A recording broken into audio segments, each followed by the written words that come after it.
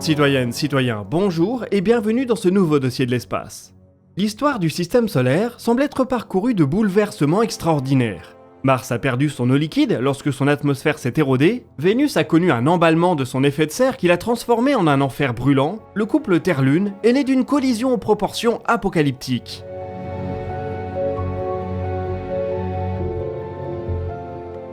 À l'extérieur du système solaire, les planètes géantes ont connu des migrations.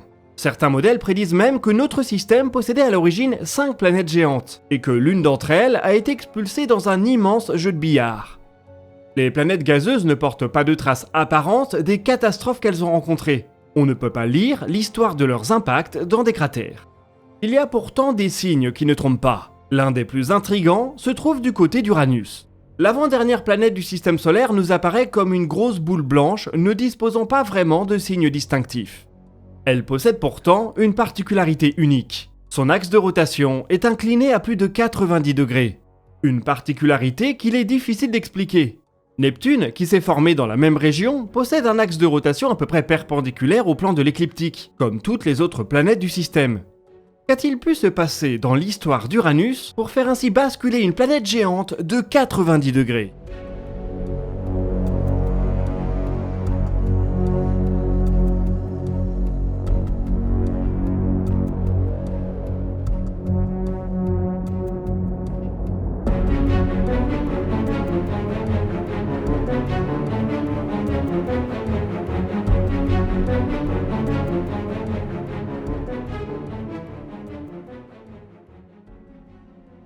Tout comme Neptune, dont on a parlé il y a quelques semaines, Uranus est une géante de glace. Elle se différencie de Jupiter et Saturne par sa plus grande propension en composés volatiles. Elle est remarquablement similaire à Neptune, les deux planètes font à peu près la même taille. Uranus est cependant un peu moins dense. Elle est la deuxième planète la moins dense du système solaire après Saturne. Uranus possède des anneaux, imagés ici par James Webb, et plusieurs grands satellites. Plusieurs d'entre eux ont peut-être des océans cachés sur leur croûte de glace. Uranus n'a cependant pas eu la chance de recevoir un orbiteur dédié, et il y a donc bien plus d'interrogations que pour les lunes de Jupiter ou Saturne.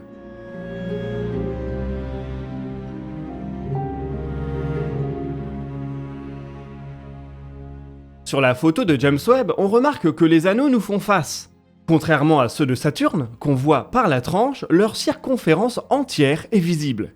C'est donc que, comme la planète et ses lunes, ils ont eux aussi basculé d'un peu plus de 90 degrés.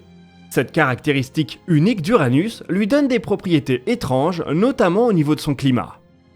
Sur Terre, les saisons existent du fait de l'inclinaison de l'axe de rotation de notre planète. Il est penché de 23 degrés par rapport à un axe idéal qui serait de 90 degrés de l'écliptique.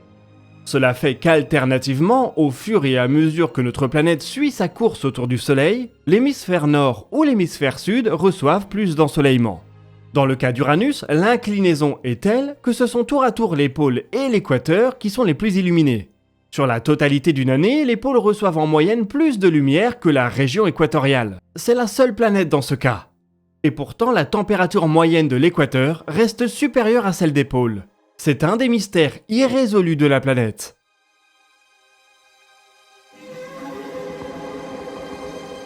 Sur les images des télescopes spatiaux, des bandes et des taches apparaissent parfois dans l'atmosphère de la planète. Mais contrairement à la grande tache rouge de Jupiter, elles ne restent jamais bien longtemps. Le climat d'Uranus est encore mal compris. Il doit probablement beaucoup à son étrange axe de rotation. Presque tous les grands corps du système solaire ont un axe de rotation qu'on pourrait naïvement qualifier de vertical. Disons qu'il se rapproche de la perpendiculaire par rapport au plan de l'écliptique, le plan où gravitent les planètes. Sur cette infographie, on remarque tout de même quelques exceptions. Vénus semble être à l'envers, elle tourne dans le sens inverse des autres planètes. Uranus est sur sa tranche et Pluton semble indécise. Uranus est peut-être le cas le plus intéressant de tout le système. C'est la planète la plus massive à avoir un axe de rotation non orthodoxe. Qu'a-t-il bien pu se passer dans son histoire pour qu'elle finisse dans cette position ?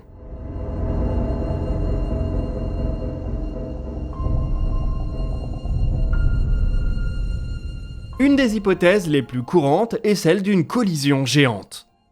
Seul un objet massif de la taille de la Terre au moins aurait ainsi pu faire basculer l'axe de rotation de la planète. Il lui aurait transféré sa quantité de mouvement qui se serait retrouvée dans l'axe de rotation du corps final. Théoriquement, ça marche, mais certains chercheurs estiment que le système de lune de la planète aurait dû être perturbé par un tel événement.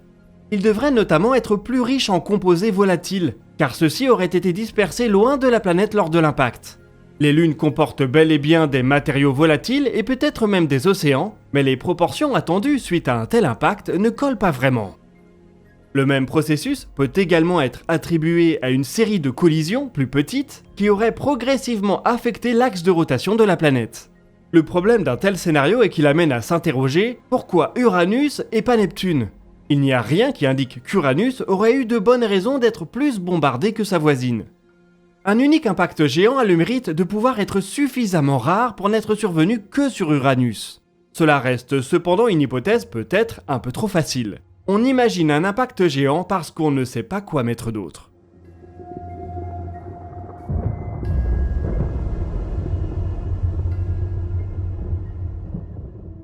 Au fil des années, d'autres hypothèses sont donc apparues. L'une d'elles fait intervenir un grand satellite primordial de la planète, aujourd'hui disparu. Ce satellite aurait été massif, au moins 0,1% de la masse de la planète. Il aurait également connu une migration. Il se serait progressivement éloigné de la planète, imprimant sur elle une contrainte qui l'aurait doucement fait basculer. Le système aurait fini par devenir chaotique et le satellite se serait écrasé sur sa planète, ne laissant ainsi aucune trace de son action passée. L'axe de rotation d'Uranus se serait alors stabilisé dans la position qu'on connaît aujourd'hui. Le système solaire est assez ancien pour qu'un tel scénario ait pu s'y dérouler. Il reste cependant là aussi difficile de confirmer l'hypothèse.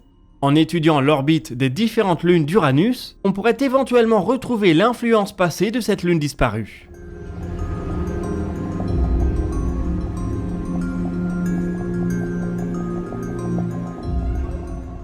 Certaines hypothèses mettent en jeu des rencontres gravitationnelles qu'aurait pu faire la géante de glace. L'une d'entre elles fait même intervenir la mystérieuse planète 9. Si cette dernière s'était formée à l'intérieur du système solaire avant de migrer très loin dans la ceinture de Kuiper, sa migration aurait pu avoir un effet sur l'axe de rotation d'Uranus. Toutes ces hypothèses sont malheureusement difficiles à vérifier. Celle de l'impact géant est probablement la plus acceptée actuellement, mais il ne faudrait pas grand-chose pour faire bouger le consensus.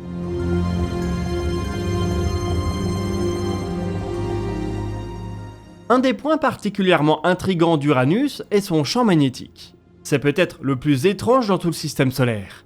Il est complètement désaxé par rapport à l'axe de rotation de la planète, et ne passe même pas par son centre.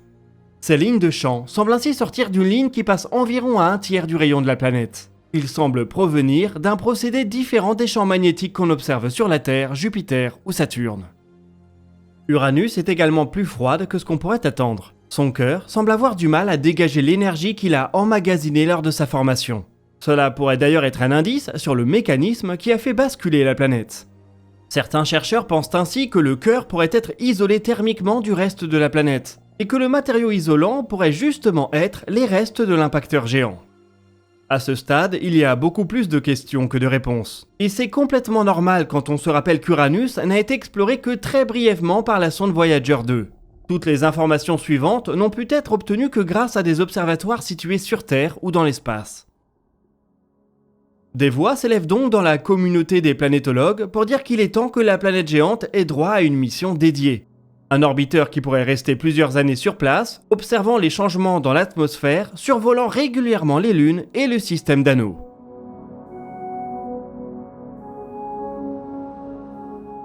En observant la composition chimique de la planète, son étrange champ magnétique ou ses anomalies gravitationnelles, une telle mission pourrait apporter des indices pour établir pour de bon le scénario de la catastrophe ou du processus lent qui a renversé Uranus.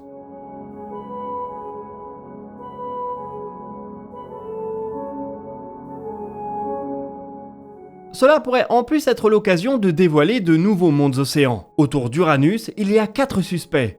Les lunes Ariel, Umbriel, Titania et Oberon. Entre 2017 et 2019, des observations menées grâce à un télescope infrarouge de la NASA ont montré que la surface d'Ariel semble être couverte de glace d'ammoniac. Or, l'ammoniac en surface devrait être rapidement détruit par les rayons ultraviolets du Soleil, ou les rayonnements cosmiques. S'il est bel et bien présent, c'est qu'il y a un mécanisme qui permet de le produire régulièrement. Il pourrait être ramené en surface par des geysers, indiquant ainsi un océan souterrain. Le seul moyen de le vérifier, c'est d'aller sur place.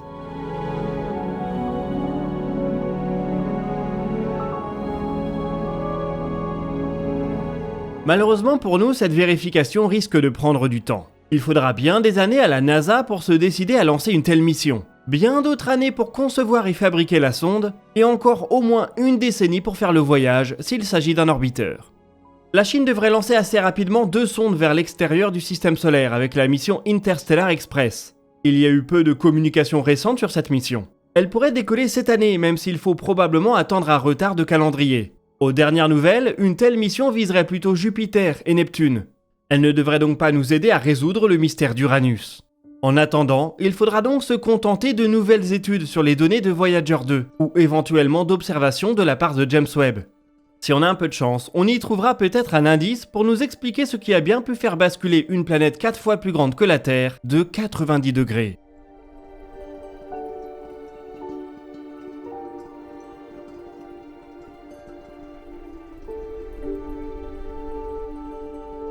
Et nous voici arrivés au bout de ce dossier de l'espace. Si vous avez des questions ou des remarques, je vous invite à les partager en commentaire. Nous y répondrons dans la vidéo qui sortira le dimanche 10 mars. Vous pouvez consulter la description pour retrouver nos sources et nos réseaux sociaux. Nous on se donne rendez-vous dans quelques jours pour une petite vidéo replay du JDR du CNES, et d'ici là, citoyennes, citoyens, portez-vous bien.